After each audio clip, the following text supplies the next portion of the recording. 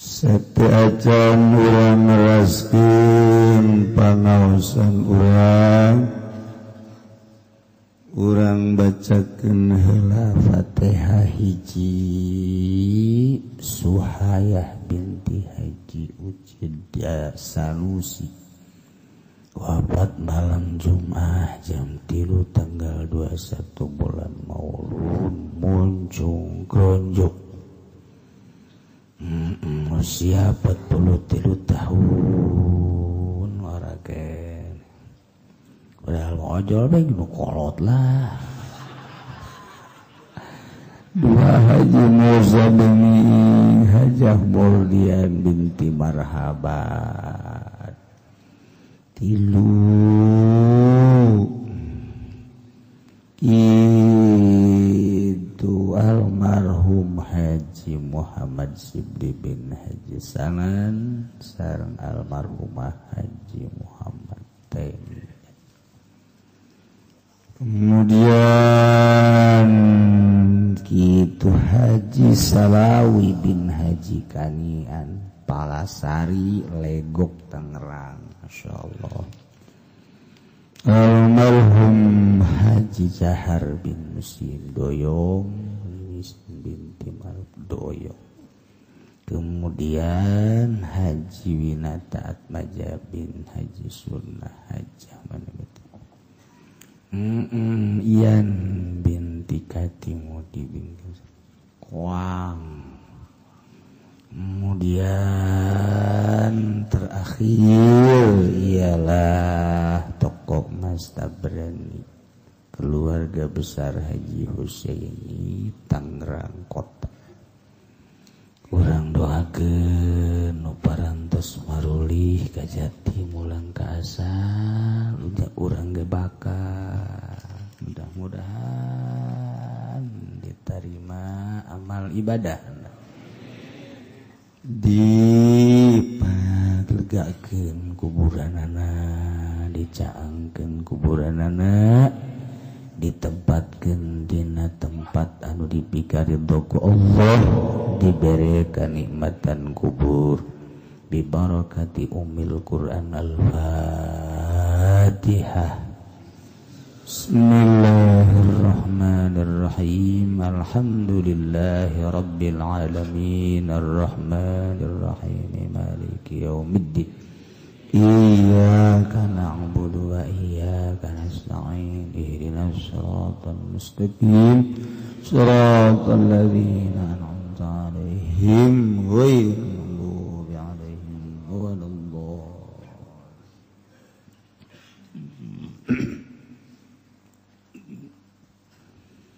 Informasi dana haul minggu kamari alhamdulillah 30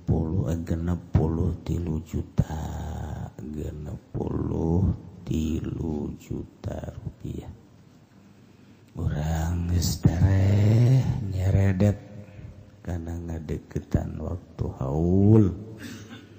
Siap-siap tasbihna gerak kencengan mawana nu loba baca mah ulah tasbihna nu loba ai babacaan tilong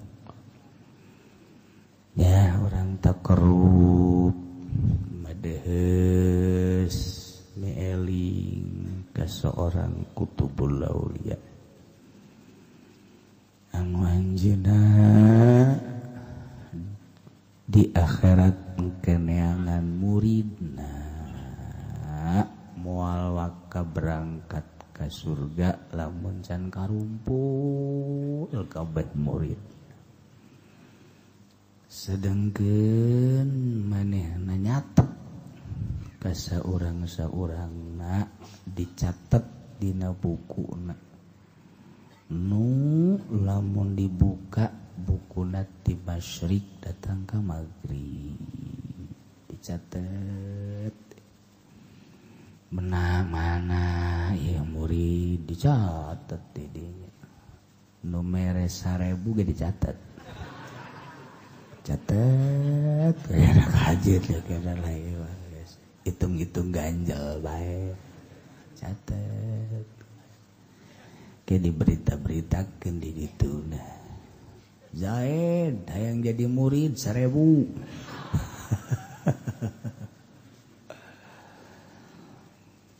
para jamaah kaum muslimin wal muslimat rahimakumullah.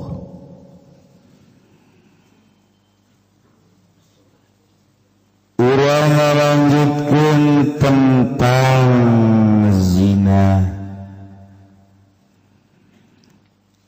Lamun jelema ngalakukeun zina boh lalaki boh awewe ieu ngarumpak larangan Allah maka di dunia kene dikenakeun sanksi sebab eta jelema geus ngarusak keturunan anu kudu dimulai diperbaiki dirapi-rapi turunan ku ayana perzinahan rusak turunan lamun aya jelema bisa ngaji ngan anak jadah moal dibere kekuatan ku Allah. Nomor kedua tetap engke bakal dicemooh bae aya bae kayak di pertengahan gitu jeung makruh jadi imamna kan jadi hese tah urusan kunaon cenah bisa kos kitu lantaran nyana dibere teu bisa kuat ku Allah hasil kos gitu dan mantak di akhir zaman ayeuna mamuringgak bulu baheula mah urang ngadengeun zina tadi Jakarta, Bandung, Surabaya, kota-kota besar pantes lantaran campur aduk kuari mah geus teu kudu ka grogol-grogol teu kudu ka Jakarta dihareupeun imah urang perzinahan ambalaya komo tahun baru nanarahona tah jelema kula mangan sakadar oh berarti iman jelema teh kararieu geus teu tararahan uji lambang tina kebokbrokan geus nampak di hareupeun urang beres nu ngarora keneh mah kolot ge masih nyeungeut petasan kolot mah kolot masyaallah haju tas inget pesat petasannya ka imah di tengah jalan aya si mbah nu teu laku aja si mananya jadi kolot ya Allah ya Rabbi geus harese kenakeun sanksi maling aya sangsina mabok aya sangsina zina aya sangsina had sanksi lamun sanksi instruksi ti Maha Kawasa nu ngadamel langit bumi katut eusina nu urang teh nangieun nyana nu kudu nurut ka anjeunna kemudian teu dilaksanakeun sanksi ieu maka nu boga kewenangan untuk ngalaksanakeun sanksi bakal dipanggil jaga dirobul jalil saha pamarentah sieun orang lari ka kursi jadi pamarentah tinggal laksanakeun instruksi Allah neuk kamarana urang jabakal kapanggih keneh jeung Allah ngaler ngidul ngetan ngulon teh sok kawa kapanggih deui jeung Allah bakal ditanya nyahoeun deui Allah. Duh, rempan. Jadi lurah nunaon ayeuna jadi camat, jadi bupati, gubernur, presiden. Asa nikmat ayeuna diagung-agung di bapak-bapak. Ke di akhirat dipanggil. Selama ngajabat aya sabaraha rakyat anu zina, pernahkah hiji bae dilaksanakeun undang-undang? Henteu cek badeuna atuh geus. Tuh disareret ka neraka. Gaji 3, 6, 10, 15 juta, 20 juta, nomere 10 juta, 100 juta, dibandingkeun jeung di kulub nanaonan. Dipanggang rada terus paling di dunia beli imah, beli kendaraan, kawin deui sakitu kitu. Dibatasi ku umur 50, 60, 70, 80 mah geus tuh. Tapi di akhirat dibelem, disate. Masya Allah. Tetap di kitu-kitu ge mata hati teu beunta bae lantaran geus dicap ku Allah. Fi qulubihim maradun fazadahumullahu marada. Gering hatena, gering hati. Walahum adzabun alim. Ketika ya jelema zina baik sama-sama suka atau mustajarah sewa menyewa apem disewakeun atawa karena Allah mubiatin ngamangga-mangga. Masya Allah barang nakuyana geus dimumule dibabagus aju dibikeun ka babaturan anu hayang los dek dipuatan sababaraha urang ge los mangga bae atawa marah tetep bae yuhaddu wajib dihad. Masya Allah. Syaratna syaratuhu at-taklifu syarat wajib hajina bohran jamboh jilid baik anu migawe atawa anu dipigawe. At-taklifu kudu geus kataklif. Ai kataklif teh kumaha? Hiji dewasa. Taklif mengarana. Mereka dua sempurna akalna. Di satu budak letik namun zina teu wajib dihad sebab can taklif. Aya lalaki umurna 10 atawa 11 tahun can gataklif. Ajunyana ngalakukeun zina teu wajib dihad budak leutik.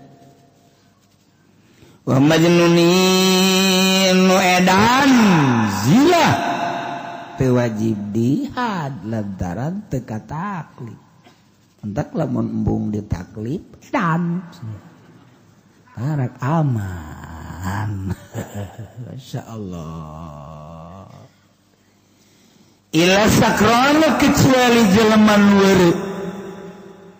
Nuweureu teh kapan goer mukallaf sebab ilang akalna. Tapi andai kata aya jelema weureu nginung bir mensen pod gajeng lain-lainna ekstasi bagadon misalna zina adbae sanajan weureuh guer mukallaf sebab weureuhna ngahaja wajib jihad guari mah boro-boro ngahareupan awewe mabok make pel ceramah berceramah ieu nginum pel ceramah make magadon tuh molib ektas ceramah ceknya kalau nggak pakai itu nggak bisa ngomong atuh ngomong-ngomong ting sih goblok hayang-hayang ting itu sih ngomong mendingan nganasehatan awak sia bae heulanana tuh berarti lain rek nganasehatan bisnis kelas neraka kita kos gitu.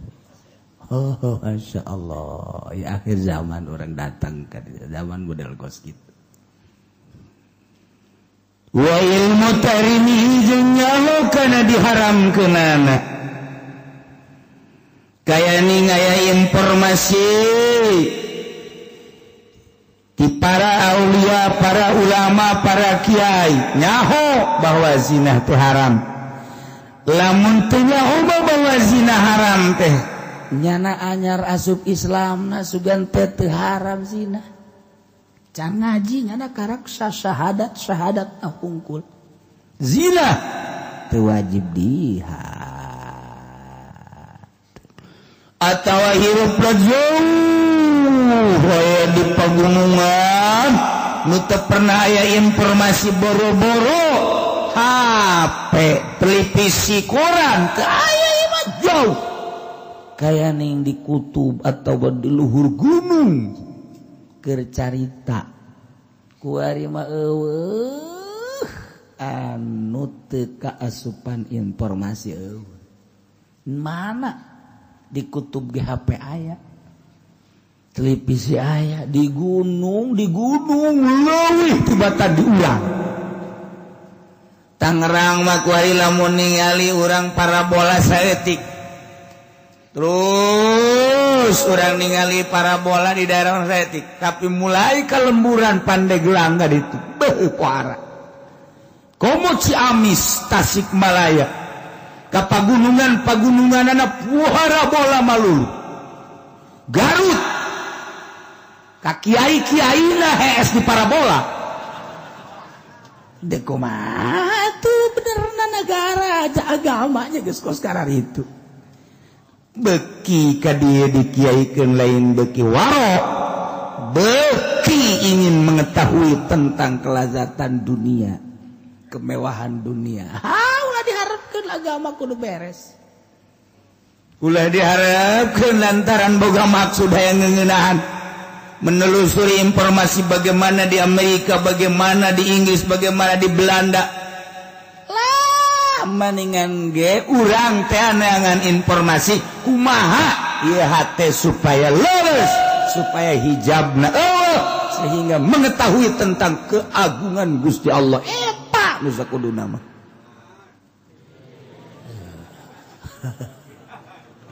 Ya lain ilmu dibere ilmu pakai pamer urang can bisa khusyuk bae ge salat ieu teu panasaran si kiai aya naon sih di diri aing kok teu daek khusyuk ieu salat aya naon sih hayangna ria bae aya naon sih ujub bae ta eta teh panyakit eta kunaon henteu diolah kunyana dideteksi punyana sehingga setik deuk ieu mah panasaran mun can boga parabola kumaha sih ieu muka internet kumaha ieu di dieu coba kumaha blogna coba kumaha coba hayang menelusuri dunia itu lah tuh lah sok aya nyakos kitu engke di jero narana kajin cuma gimana kula mah cenah geus imanan ieu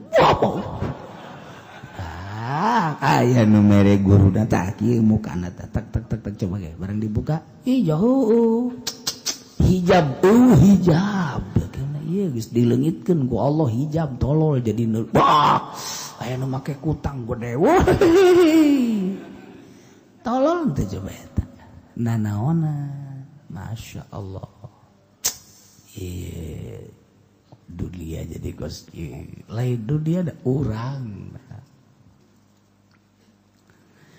nomor kahiji kudu taklif nomor kedua nyaho kana diharamkeunana andai kata teu taklif atawa teu nyaho teu kudu dihad atuh deuk dihad kudu aja nyaho ge henteu gak masalah ongkos maling teu nyaho sudah teh haram maling banyana korupsi bae atuh aman-aman bae pejabat korupsi miliaran saya nggak tahu kirain saya nggak haram ya udah tenang aja tenang aja nggak apa-apa ntar di akhirat coba bagaimana lo sekarang lo ngumpet-ngumpetin lo gue juga tahu lo ngumpet-ngumpetin lo bilang nggak tahu lo biarin udah aman-aman saja ntar umur lo berapa lagi ntar di akhirat lo di sidang nanti kamu tahu apa enggak rasain lo antep kan orang aman kan gue bebejannya netenya haram aman kan udah aman di dunia lu lolos dah ntar di akhirat lu lolos enggak neraka jahanam lu ayo guys pokoknya mah geus digitukeun bae ku urang Allah karim Zaid Muhsan lantaran nyana seorang manusia dewasa merdeka dewasa merdeka pernah ngalaksanakeun kawin secara akad anu sahih tah ieu berarti muhsan ieu lagi sarua seorang wanita anu manehanana mukallaf merdeka pernah nikah dengan pertikahan anu sahih zina muhsan keputusan Gusti Allah ketika aya jelema anu muhsan mesti dikenakeun sanksi hadna ar-rajmu ranjamu haddul muhsan ar-rajmu muhsan teh mukallafun hurum jelema anu mukallaf tur merdeka tur pernah ngalaksanakeun nikah anu sahih eta ngaranna muhsan kudu diranjam teh di alungan batu timpahan segegede pereup batuna nyanana siap lamun dek lompat bae tenden diliang nyin liang 2 meter setengah 2 meter ka 2 meter kemudian nyana asupkeun timpahan datang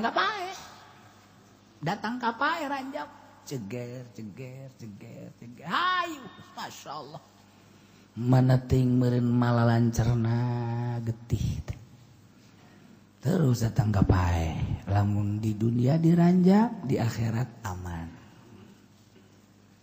namun di dunia teu diranjam di akhirat parahan di akhirat banding di dunia mah kanyerian pae di akhirat pae di akhirat pae iku gede-gedena dosa zina datang ka diranjam sampai pae ya Allah ya mun ieu dilaksanakeun walil qisasi hayatu ya ulil albab dengan hukum-hukum qisas dilaksanakeun qisas hayatun aya kahirupan anu tentrem indah loh jinawi ya ulil albab hai jelema nu baroga pemikiran hate nu sampurna ketika teu dilaksanakeun berarti teu boga nurani teu boga hate nu hebat nu bagus sebab ieu barang buruk diantep urang lamun nyaritakeun nurani kebalik lamun make hukum demokrasi liberal ketika aya jelema muson ranjang dianggap tidak punya nurani sebab dedeuleunana sakadar dedeuleun mata zahir tidak punya nurani manusia masa sih orang harus dibunuh tapi lamun neuleuna make hate make kolbu justru eta teh biang kerok eta teh nu kos kitu teh barang najis kocomberan diantep di negara urang berbagai kocomberan nu blau teh lain lalagaan bau WC mah kurang teh kudu disedotan bau kocomberan mah kurang diamankeun berbagai babauan tapi babauan batin kurang diantepkeun mantak bahasana ge ya ulil albab nu baroga hate nu sampurna mun ngalaksanakeun ulil albab mun teu ngalaksanakeun teu boga nurani teu boga hate teu boga kolbun bagus sarua pada bok-brokna sanum kan wajib non gitu ngalaksanakeun anak pamarentah berarti pamarentah urang bok sia nu neruskeun tah aing mah toser doang bro bisi aya pamarentah siapa yang bok-brok kami tidak senang dibukakeun melalui kacamata Al-Qur'anul Karim lamun nuturkeun sungut aing mah sia nyalahkeun ka aing Islam teh sia Islam tuturkeun Al-Qur'an ulah nuturkeun sungut aing mah sapeda sungut aing Al-Qur'an tuturkeun tah kos kitu ngaku sia bok-brok aing ngaku mah tuh daek sia di kanarakakeun siap di neraka mantak pamarentah teh kuari siap ngagejebur ka neraka setiap nu jadi pamarentah berarti siap dipanggang sakitu bae geus mulai hese-hese jatuh daek ngalaksanakeun ieu nyana ti Allah diatur ku Allah praknyana kaluar tina aturan Allah gara modar sia kuari sia wae engke ku aing dikeprokan sia hidup saya hidup neraka jahanam ayo sia kuari nya da dihormat engke lawan tah malaikat seren habak Gusti Allah ada ringgis sieun kuari wageulaheun ganti mobil lah cenah aing ngomong ngaji deui minggu hareup masa anu nita idit sia ka ditu ngaji di nu sejen sia anu ngameunangkeun zina anu kitu naon gara-garana ngangeunah di dunia sia ditu di dunia teu pernah ngerenyed hate acan sia awas indit sia kuari keneh habeh ka nyawan ku batur aduh sia acak cawat aing gaduh ngaji atuh sia teh lain ke puncak ada itu ngaji pajar nama henteu maaf henteu tadi bupati gede ngaji ngadenge gitu sih ulah ngaji ulah rekrut usia ki Golkar itu ngaji kerenget moal hate sia iya emang kumaha gitu sabarukna ngaji teh kumaha ieu nu headset teh ngerenyet atuh hate kos urang bawa ka awe kanyen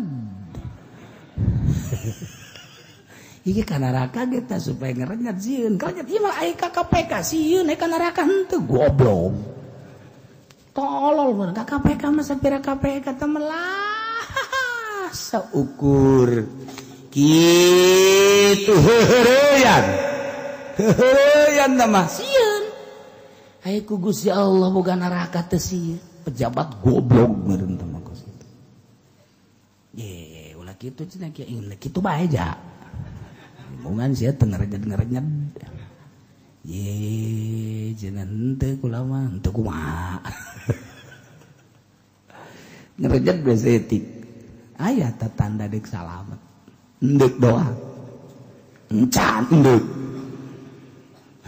Masya Allah bahara sieun ieu pamarentah kudu daya walau gaya bahasa patau sanajan seorang musona kafir dimi anu bayar upeti di negeri urang anu nyana nurunkeun kana hasapana tetap ranjam. Masya Allah kuarima malah difasilitasi ku pemerintah teh untuk orang-orang non muslim. Mengapa pabrik minuman keras tidak ditutup? Cek pemerintah penyediaan orang-orang luar. Mengapa di hotel dibebaskan penyediaan untuk orang non muslim? Mengapa dan mengapa dan mengapa? Penyediaan supaya jangan betah di negara orang dengan alasan seperti eta. Heg bae, mangga bae. Buat kumaneh aturan-aturan emang Allah teu nyahoeun. Sakedeung deui umur sia pencet sia ku malaikat Israel. Hulu sia gepeng sia. Hayu sia geura. Ngeunah ku ari. Tuh, deuk kumaha coba ieu urang. Ya Allah. Mantak waktu kula ditawar jadi presiden. Tuh hayang-hayang tuh. Emang saha nu nawaran presiden ka Kiai jurig. Baru-baru jadi presiden aja. Ijazah SD ge ka buana meureun teu kuat. Teu puguh nyikut. Jelema mukallaf merdeka pernah ngasupkeun hasapahna melalui palawangan hareup. Jeung pernah nikah anu sahih eta adalah muhsan. Ambalayah ku ari di Indonesia. Ambalayah ku ari di Indonesia. Nu pamajikanna laporan ka kula salaki kula zina jeung tatangga salaki kula zina jeung simba salaki kula mabeukeun jasa jajan di luar. Lain hiji. Cikupan nu laporan loba jasa. Di Bojong nu laporan ka kula loba. Beneran kula mah lain lalagaan. Jati terus patanun teu teangan Sukamantri doang. Insyaallah eta ku hebat-hebat deui Sukamantri. Maksudna teu di dieu. Di luar mah terus. Gusti deui kumaha coba ieu? Ieu nu geus keur boga keneh pamajikan. Masih pamajikanna nyahoeun. Ulah kaget lamun aya nu bebeja kieu ka kaula mah ulah kaget ya. Aya seorang wanita boga salaki booking ku hiji lalaki, ternyata si laki ge boga pamajikan. Terus ditaekeun ka tempat tidur pamajikanna neuleukeun di dieu.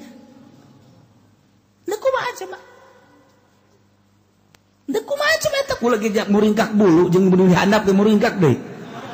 Ieu naon pamajikanna di dinya neuleukeun. Masya Allah karim. Gimana geus biadab satu ieu mah. Masya Allah. Daripada zina kos kitu mending kawin. Jeung nu sejen nyandung kajeun marah tanaon. Pemajikan nyahokeun marahna nunjal kenapa daripada kos kitu atuh mending kawin. Ceceknya doraka kabak ngabohong we lah dibandingkeun jeung zina mendingan kawin. Nyandung habak. Daripada zina kitu mah kudu mah masyaallah disaksian kudu kolot kudu pamajikanana eta pamajikanna teu naon dimake nu batur. Teh laporan ka kula. Dia mau banyak. Heuh, jeung wartawan jeung aing hebatan aing.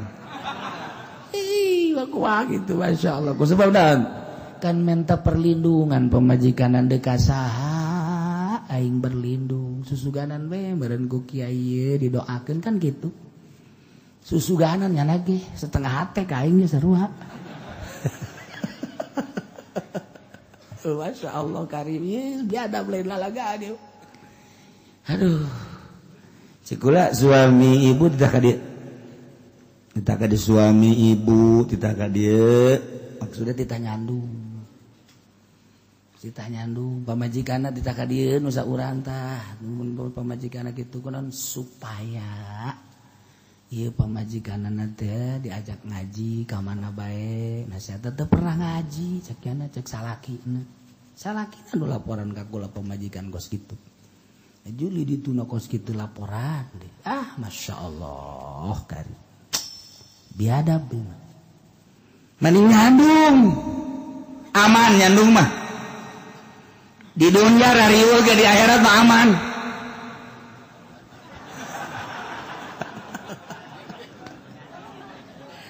sia sareri ge kos nu pecus nyandung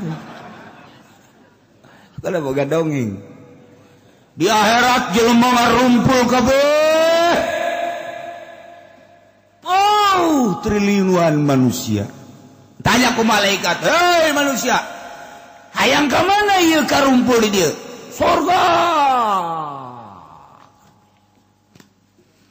cek malaikat lamun seperti kos kieu ya ka surga hese teknya antri hiji-hiji hese sakaligus ge hese maka ieu aya aturan ti Gusti Allah nu gagah waktu di duniana nu berani waktu di duniana misah belah katuhu anu teu gagah teu berani belah kenca cak lalaki berani naon ya berani nyandung wah awewe anu di duniana dicandung salakina anu berani nyandung katuhu anu di duniana teh nyandung kenca insyaallah maksud lalaki ieu lamun dikakatukeun ka sorgana ti heula wah mantap nu nyandung angkat jempol 4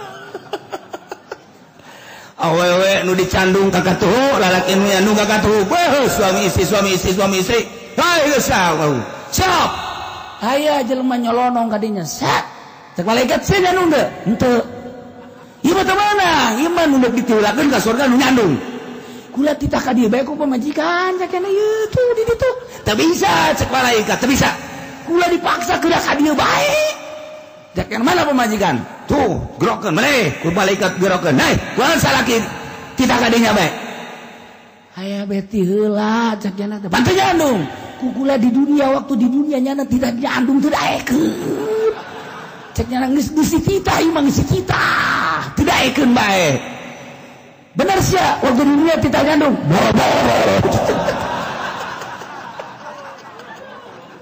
perundeg ge kakarak indeg doang nya geus makin kokoprak cenah teh hati sih kunaon dititahan ka dieu we cek eta awewe bongan teu boga keberanian cek nya padahal malah teu kula marah bae sapira awewe jabuktina batur ge nyararan dong marah henteu naon tan mata ku kula tita kali itu we bongan teu berani waktu di duniana ya malaikat ku sebab teu berani jadi kula ieu pandeuri ka sorgana berarti itu ribut wah ribut tuh belah kenca malaikat ke tenang ieu kudu ribut nyalahkeun ka salakina pamajikan ribut di dinya asa diteruskeun dongeng nyaradung kabeh ya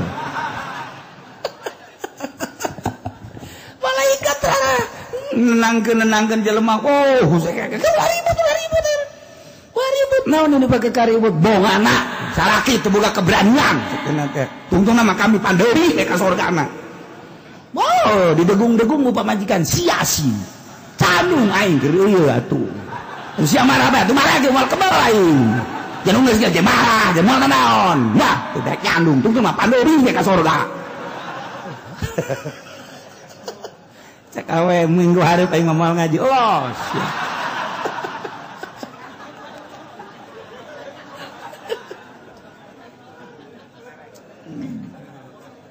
ribu pas belah kanan segera surga sedih ka nu kiri sedih tuh geus kieu geus nasib cek salakina atuh kalau bawa ngomong lah tuh geus mantep ke pas pintu pertama anu nyandung adil masuk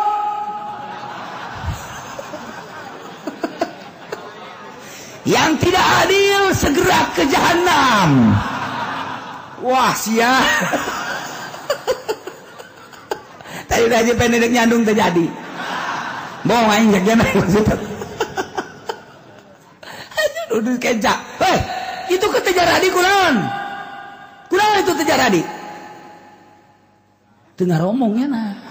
Tengah romong cari cing. Hei, pancen ka sorga. Itu makan terus tuh. Tuh itu mah terus. Iya kok ente? Itu mah nu terus nu jujur jeung adil nyandungna. Aisyah. Lah omong. Tungtu nama aing teh heula ka neraka. Tah kakara dirinya lalaki nu ieu teh itu. Kadena aing teh nu mantek teu nyandung geus teu adil. Iya tuh kakak usahakeun bae ceknya. Tuh itu bagus kunaon tuh ka surga. Boro-boro di akhirat urang di lapangan terbang. Itu jidah bae King Abdul Aziz. Neuleuh jelema berangkat urang si berangkat tamual. Batur berangkat urang berangkat tamual. Eta sakitu ge endeu ka Mekah. Kumu ieu mah surga. Nu nyandung bisa adil. Dadah. Ka urang ngadadahan sial cik urang. Baongana sia keur ieu teh nyandung. Mantep jasa. Tuh, cak nu di kiri tah rasakeun kana teu adil. Jahanam legeg ku sia. Heula. Jadi nu nyandung diheulakeun, nu adil ka sorgana ti heula, anu teu adil ka nerakana ti heula. Alhamdulillah ya Rabbil.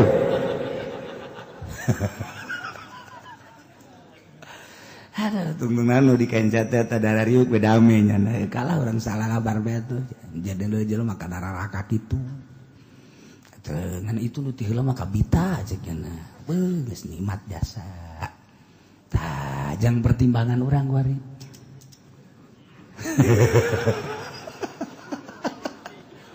Kira-kira geus meujeunna mah usaha aing keur rada maju, awak sehat, haju awewe na aya nu daek dicandung deui. Atuh nyandung mah salah.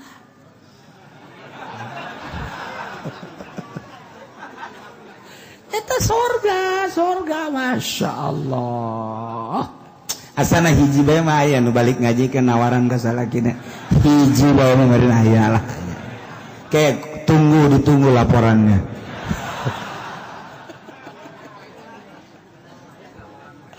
Aduh. Ingat kuatnya laporanna rariweuh bae nu nyandung teh. Eueuh nu ngeunah. Eueuh nu laporan ngeunah eueuh. Ribut bae nafsu. Padahal hirup di dunia yang moal kebal sanajan harta babagi geja atuh dahar-dahar keneh. Cenah beusi kacokot kuno ngora deuk lila, emang deuk lila hirup di dunia jeung moal. Atuh ceuk urang ngobala lager bae sih.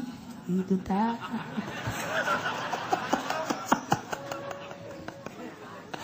Aduh, tah malaikat tenang. Guys, cek malaikat tugas saya telah selesai. Soal pernyandungan, coba ganti deui malaikat mulai.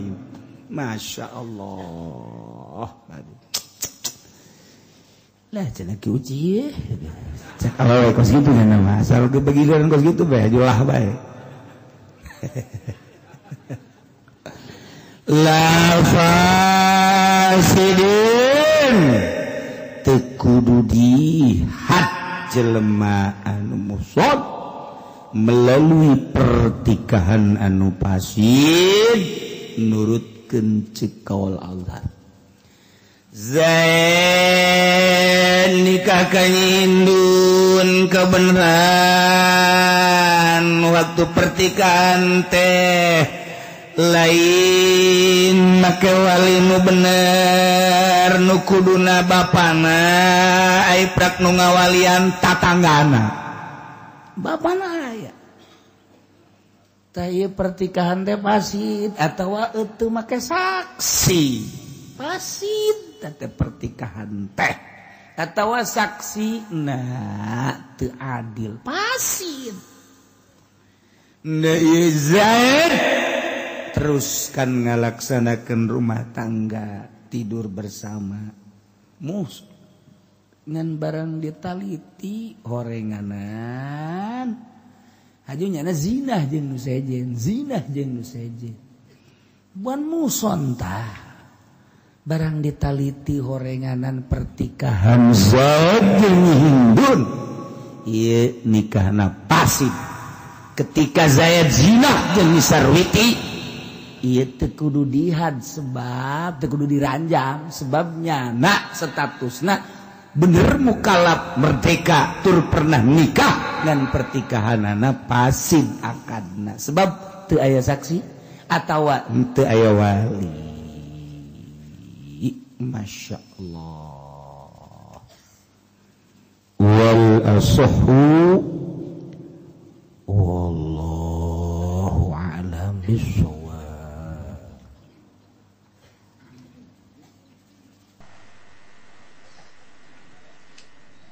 Allahumma shalli wa sallim ala sayyidina Muhammadin fil awwalin wal akhirin wa barik wa sallim ورضي الله تعالى عن ساداتنا أصحاب سيدنا رسول الله أجمعين يا الله يا رب العالمين اللهم اهدنا الصراط المستقيم اللهم اهدنا الصراط المستقيم اللهم اهدنا الصراط المستقيم صراط الذين أنعمت عليهم من النبيين والصديقين والشهداء والصالحين وحسن أولئك رفيقا ذلك الفضل من الله وكفى بالله عليما وصل وسلم على جميع الأنبياء والمرسلين